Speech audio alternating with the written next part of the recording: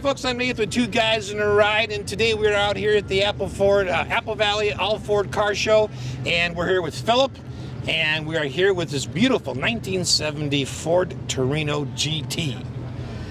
Wow, this is spectacular. Thank you very much. Man, so tell us first of all why you were interested in getting this car. Why not a Mustang or something else? When I was 17, my first what I consider real car, other than junkers, was a 71 Ford Torino.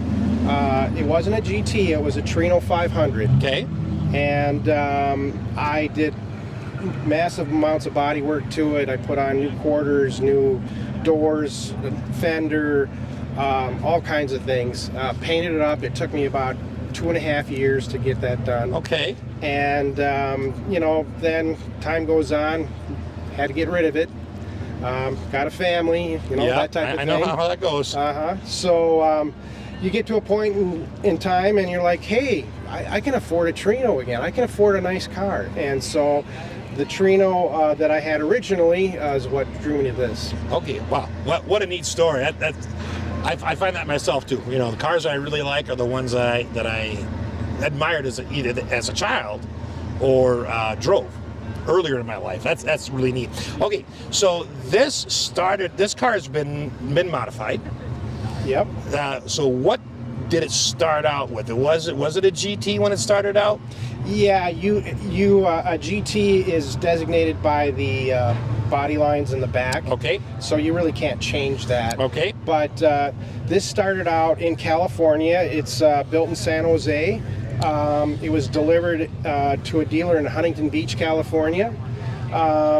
It started out a lot simpler than this. It originally came with a 351 Cleveland 4-barrel. Okay. Came with a bench seat, no shaker hood, no louvers, no Magnum 500 wheels. You know, it's got a rim-blown steering wheel. A lot of really nice options, ribbon tack in the dash. Didn't come with that stuff, but this is the original color. Someone in California did this restoration, and this is about a 20-year-old restoration, believe it or not. Yeah, that's hard to believe. That is absolutely stunning. Yep. So they put in the 429. It's a 429 Thunderjet from what I can gather off of the casting numbers on the block and heads and intake. And so they put in the motor. They put on the shaker hood, all the nice options, that type of thing. I've got documentation from when it was in California on shows that it did win in California. Okay.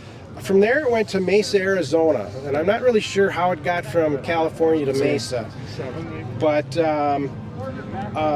it was purchased out of Mesa, Arizona in 2005 by a gentleman that lived in Milwaukee. Okay.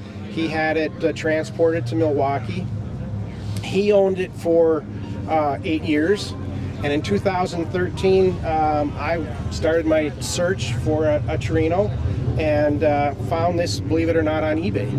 Really? Yep. And because he was in Milwaukee, I was able to drive down and look at it before I actually purchased it, which is also a good feeling. Yep. So I rented a car hauler and drove down there. My wife and I, Labor Day weekend, looked the car over when I got there. It's just as he had advertised. We loaded it up and brought it home. Wow. What an amazing story, and it's so neat that the car is being preserved, and you get to have a memory back. Yep. That's really. Yep. Can we open the hood and take a look at the motor? Yeah, you bet. So, wow. Walk us through this a little bit. Tell us what's all in here. Well, it's just, as I mentioned, a 429, I believe a Thunderjet motor. It has DOVE casting numbers on the block, the heads, and the intake.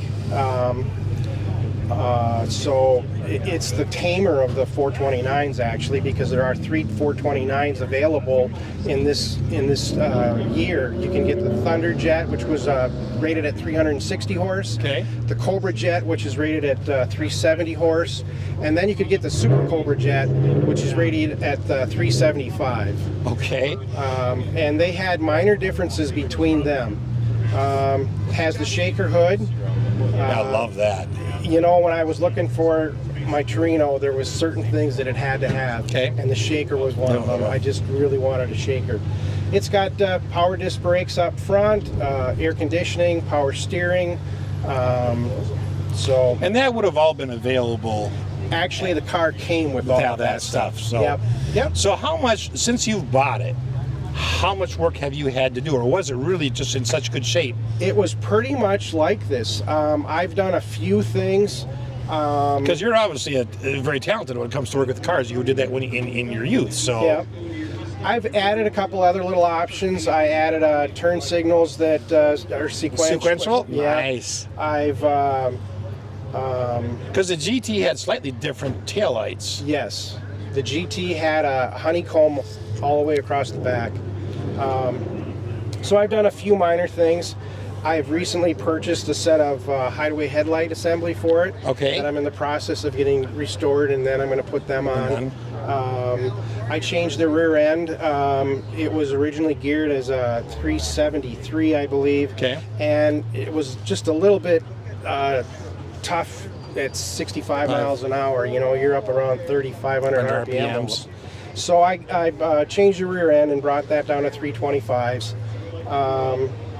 Not a whole lot. I mean, when I look for a car... Okay, wait a minute. When you say not a whole lot, Phillip, to some of us, that's like way more than we could bite off and chew. So well, give yourself some credit. Yeah, but from a guy that really restores them and does it, you know, I mean, some of these guys, they spent 10 years doing these, right. You know. So, right, and you got yours in really good shape, and someone had taken care of it. It had a lot of Cobra badging on it when I got it, and I was more of, hey, this is a GT, this isn't a Cobra. And so I took all the Cobra badging that it had on it off. Okay. Simple things like the plate in the dash said Cobra. I changed that back to a GT. This hood emblem here said Cobra. I changed that back to the original GT one. But I haven't had to do a ton of work to it. I mean, it's just stunning here. Let's take a walk around to the wheels here. Yeah, the wheels are Magnum 500s. They are actually OEM wheels. There's a lot of knockoff Magnum 500s, some aftermarket ones. These are, I've been told, true OEM. Okay. I did have the car appraised, and that gentleman was very knowledgeable about that stuff. Okay. Are the rims would have been original like this? This was a factory option. Okay. Okay, you got a 429 badge down here on the side. And then you've got the another GT badge in here, and then this would have been, this is just for looks here. Correct. Right, not functional. This is the louver that got put on. Yep, this is a louver option. Pretty tough to find those. I bet it's tough to find a lot of the parts. I'm going to step back here and get a good look at the tail end. Oh, I like that honeycomb. Yeah, that 71 that I restored, I put that taillight assembly in it just because I love the way it looks. It looks great. Oh, and then I see your backup lights. Yep, it's all part of that. Wow. I mean, it's just finished so nicely. Well, inside the trunk here, this spare would have been mounted right there as it was, and that's another Magnum 500 OEM. Right. With a matching rim, and even the inside of this has been painted. So, would there have been some sort of carpet down on the bottom here? No, that mat is what it would have come with. Okay. There's actually two styles of mat. There's the dotted and there's a checkerboard. Okay, two of them. All right. Now this car has won some first place awards since you've owned it. Yes. So tell us a little bit about that. Well, I've had it here at the All Ford Powered Car Show for about 5 times, and it's either finished first or second every year. Okay. I have had it in the Muscle Car Classic a few years, and I've received a first place there as well. But I don't take it to a ton of shows. So. Okay. Now, do you drive it a lot? Do you drive it just enough to keep it running? In 8 years, I put about 1,000 miles on it. Okay, so just enough to keep it running. Yeah. Okay, I like the fact that, the sticker right here. Yeah, if you look inside, it even has the starting instructions still on the visor. Now, did you replace those stickers, or that's what it looked like when you got it? That's what it looked like when I got it. Yeah. Okay. Wow. It's always incredible because you know it had to have been replaced, or Yeah, because those things just weather after a while. sure. And the fact that everything around it's been painted, you know. Yep. Wow, that is just, yeah, whoever painted this did a fabulous job. There's a big mess here that I had to do a lot of work on.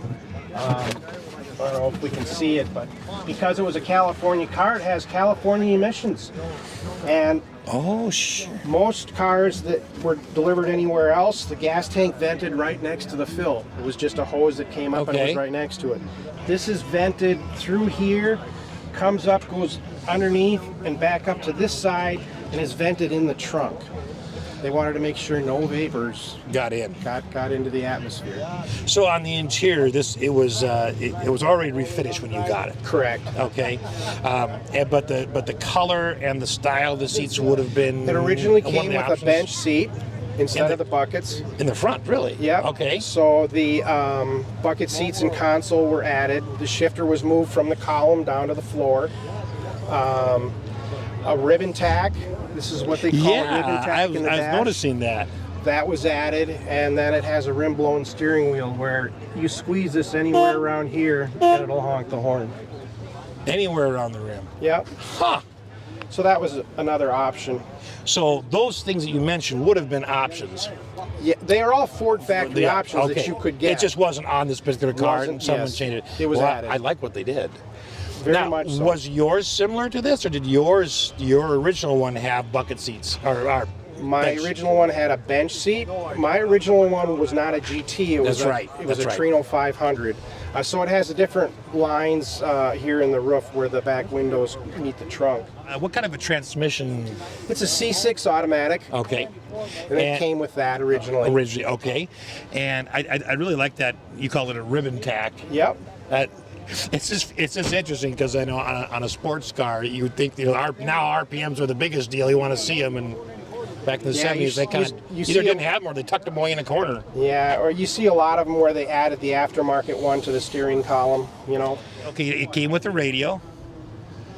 So you have the old push button style radio, and then you have a little silver button on the brake pedal we were talking about earlier because I was kind of curious if that was functional. But what is that? That's a designation that Ford used to show that you had power disc brakes. Okay.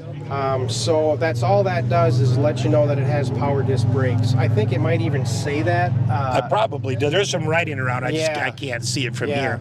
But like when I was looking for a car, I wanted power disc brakes. And so when I'd see a picture, I could tell if it had it without even looking underneath the hood. I could see if I could see the brake pedal, I knew if Then it you had knew it or it had it. What an amazing story. I mean, to go from from your later childhood when you owned, the 500, all the way to having to sell it after you rebuilt it and worked on it, and then finally to come back to a dream. Phillip, thank you so much for sharing your story with us and your beautiful car. We appreciate it. Well, thank you very much. Appreciate it. Thanks for watching.